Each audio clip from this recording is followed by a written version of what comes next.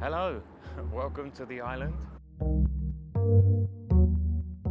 I'd like to talk about that difference between what is an overall positive mindset and one which is more of a papering over of what can often hide quite a sort of a toxic and malicious self-dialogue that's going on underneath the person.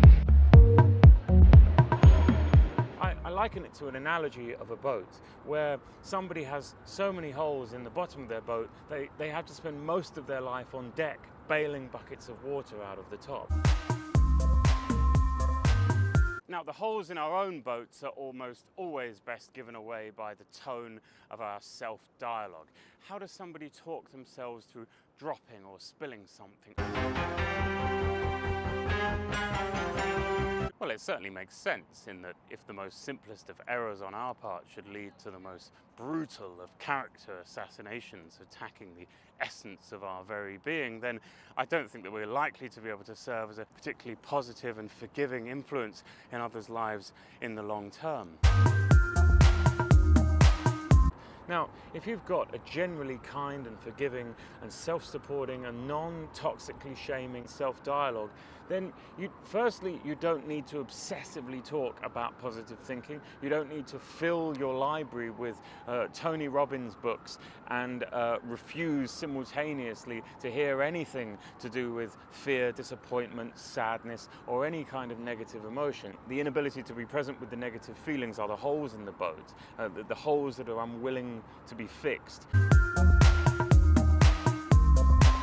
Of course, I'm all for positive thinking in every way, shape or form, just as long as it's not part of this avoidant concept. And the need to shame the negative is another giveaway to somebody who really isn't positive at all.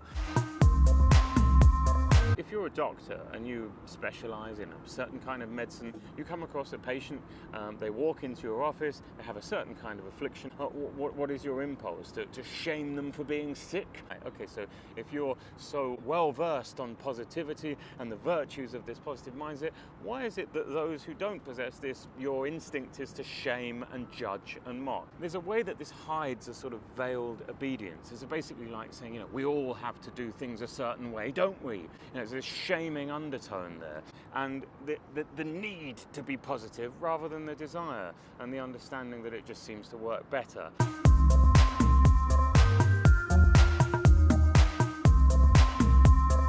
Shame is always the giveaway. And again, this need to sort of pick on the other ways, the simple ways that people go about their shopping, the simple virtuous life choices of others, and their right to go about their day in a way that makes sense to them. What, have you been shamed out of the choice of doing life your way?